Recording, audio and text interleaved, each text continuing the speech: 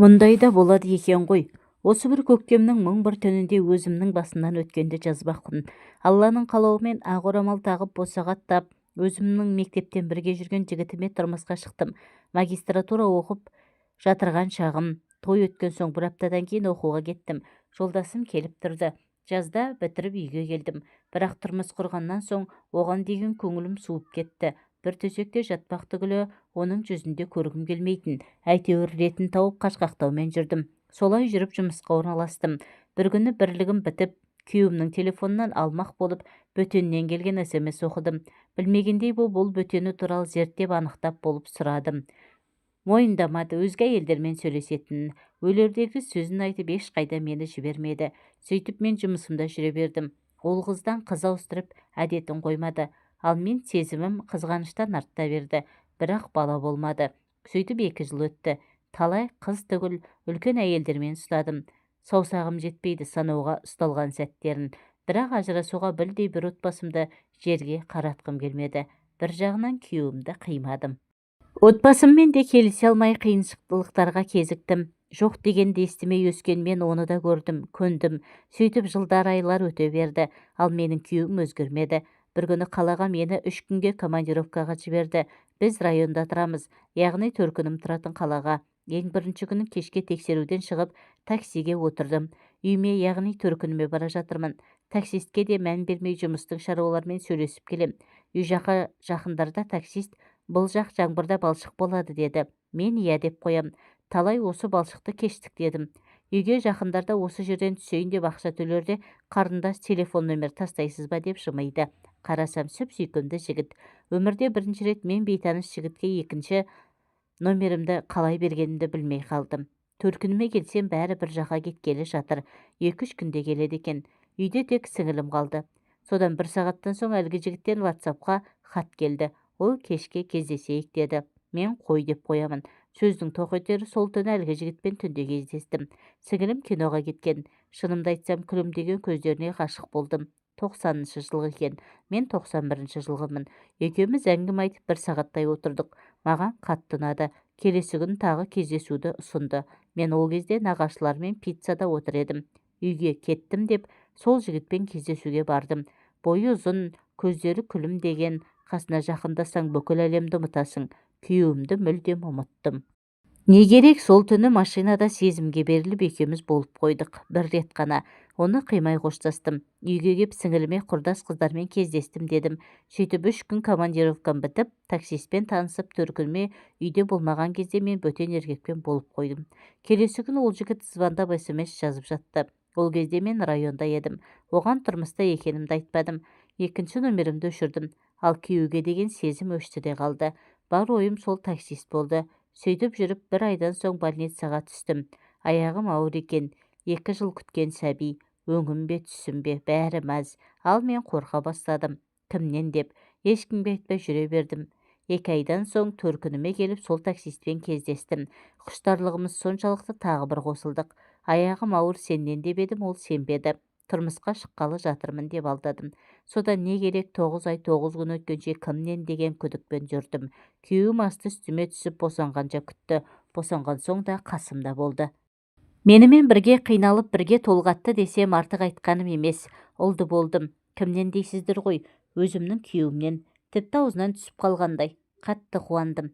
Күйеуім балам екеумізге жақсы қарады. Ал ол жігітпен одан соң кездеспедім. Кездесейік деп жазып тұрады. Әлі бойдақ екен. Кездескім келеді. Бірақ енді ұлым бар. Өмірде бәрі болады екен. Мен солай опасыздық жасадым. Ал күйеуім жеңіл жүрсін қояр емес. Неге олай жасайтынын білмедім. Ажырасамын деп үйге кетіп қалсам артымнан жылап еңіреп келеді. Сеннен бөтен керек емес дейді де әйелге барғанын қоймайды. Мен ерегісіп емес таксист жігітке ғашық болғаннан бірге болып қойдым. Ол жүрегімдегі адам. Ұмыта алмаймын. Ол негізі таксист емес, беделді жұмысы бар. Тек жұмыстан шығып, қол көтерген қызды алып апарып тастамақ болған екен. Кездеспегелі 2 жыл болды. Сағынамын. Бірақ ұлым үшін енді ондай іске бара алмаймын. Ал күйеуім ана жүрісін қоя алар ма екен? Дархан екеуміз Тараздағы орта мектепті бірге бітірдік. Балабақшадан бері бірге келе жатқан досым екеуміздің жұбымыз бір еле жазылған емес. Мектеп бітірген соң педагогикалық институтқа түстік. Ауылдан келген біздер 4 жыл жатақханада тұрып оқыдық. Кейін оқу бітіріп, мамандығымыз бойынша жұмыс табылмай қаладағы цехқа жұмысқа тұрып кеттік. Дос болған соң арамызда қалған сыр жоқ. Үнемі мәселелерімізді бірге шешеміз, бірге пәтер жалдап тұрғанымыз бар. Цехқа тұрғаннан кейін көп ұзамай мен студент кезден жүрген, бізден бір курс төмен оқыған Сәуле есімді қызбен отау тіктім. Мен отбасылы болғаннан кейін Дархан өзінің немере ағасының үйінде тұратын болып шешті. 2 жылдан бері соның үйінде тұрып келеді.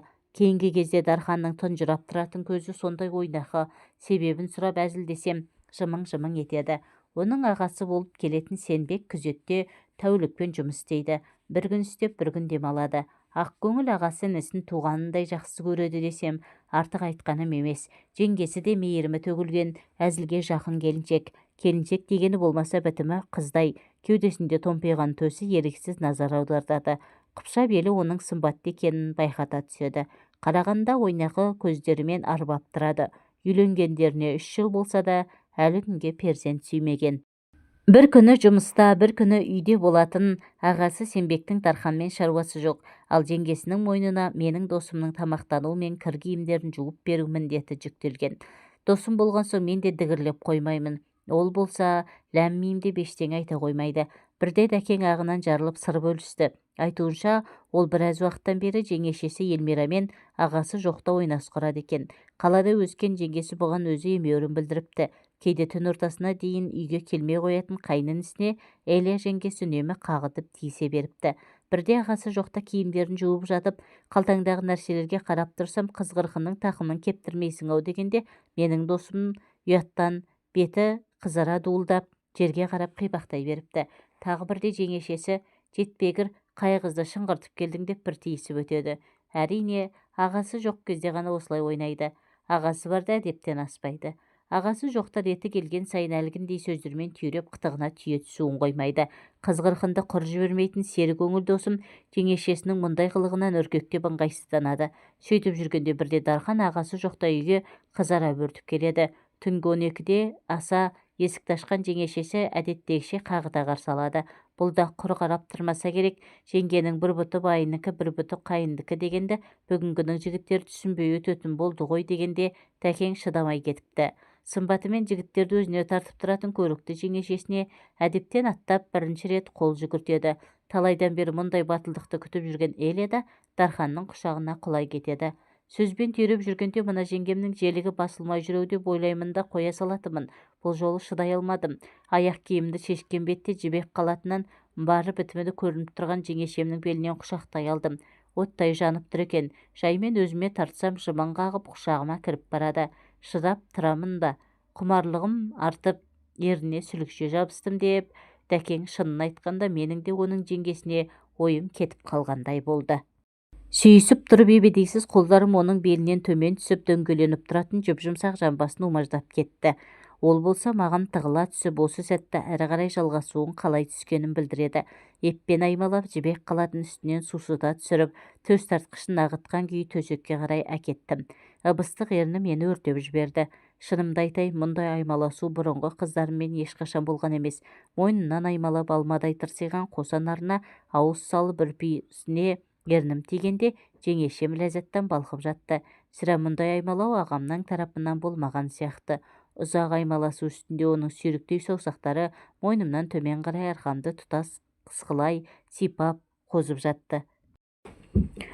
Жаймен іш киімін шешіп оттай жанған күн түймесіне қауғадай болған мүшемді бойлата соғып жібергенімде жеңешемнің даусы ыңырана шығып, небір тәтті сөздерді айтып ләззатқа бөленіп, иығымды тістелеп жатты.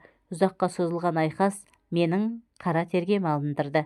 Белімнің босайтын сәтте ол мені өзінен айырған жоқ деп Дархан өзін ғана емес мені де ынтықтыра түсті. Сол бір қатынас орын алған түні дәкең де аянып қалмаған. Жеңгесін тағы да бір қуанышқа бөлеп, өзінің міндетін мүлтіксіз орындап шығады. Содан бері Элияның бұған деген пейілі ерекше екен. Ағасы келіп қалама деген қауіп мүлде жоқ. Себебі ол тәуліктік жұмысына кеткен соң оралмайды. Әрі інісіне мүлдем күдіктенбейтін болса керек. Ал жеңешесі Елмира күйеуі жұмыста болған уақытта қайын інісін ерекше күтіп, тіпті бірнеше рет телефон соғып тастайтын сәттері аз емес. Есіктен кірген бетте Дархан өзін ғаламат шайқас күтіп тұрғанын біледі. Кейінгі кезде Дарханмен кездескен сайын айтатын әңгімеміз оның жеңгесімен төсектегі айқасы туралы ғана өрбитін болыпты. Қазір досым әр басқосуда жеңгесінің төсектегі белсенділігін, оның қойырда қойма төсекке сүйрейтінін, жатын бөлмеде, қонақ бөлмеде, ас үйде, жуынатын орындағы позаларын айтып, сілекейімді шұбырта түседі. Сондай сәттерде ішімнен шіркін, мына Элияны біз балқытатын күн қашан туар екен деп қиялдап кетем. Ол болса оны қалай тақымға басқанын, бір түндегі ләззаттың қалай жалғасқанын айтуын, кездескен сайын небір сипатты әңгімелеуін тоқтатқан емес. Өткенде ағасының үйіне әжесі келіп, 10 күнге жуық айқас тоқтап қалыпты. Сол сәтте жеңгем екеуміздің бір-бірімізге деген ынтығуымызды көрсең, дейді Дархан, жүзін көңілсіздік торлап. Жеңешесі әжесі басқа бөлмеде отырғанда бұған маза бермеуін доғармапты. Ал досым кемпірдің кетпей қойғанын жаратпай жүрдім деп күледі. Жақында ауылдан қайынатам келетін болып күтіп алуға Дархан екеуміз бірге баратын болып келістік. Пойыз түнде келетін еді. Алайда баратын сәтте Дарханның телефон тұтқасын көтермей қойғаны. Ағасы да сол күні шамасы жұмыста болған болуы керек. Көз алдыма дәкеңнің Элияны қырандай біріп алып, қызыл көрпені бүлкілдетіп жатқаны елестеп тұрды.